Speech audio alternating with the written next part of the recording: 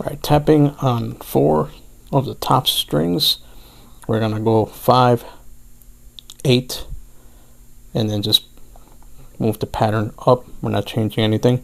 And then we're just simply going to tap on the 12th fret, and we're going to go slow.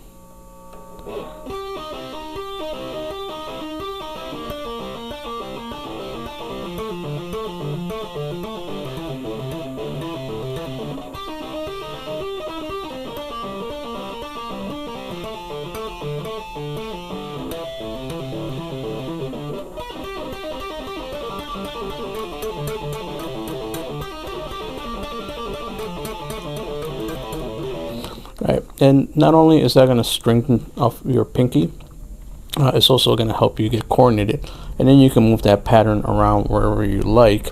But that's essentially how that exercise works for me, and I've been doing it for quite a while, and it just builds up strength for your pinky. Hope you found that useful. I'll see you in the next one. Bye.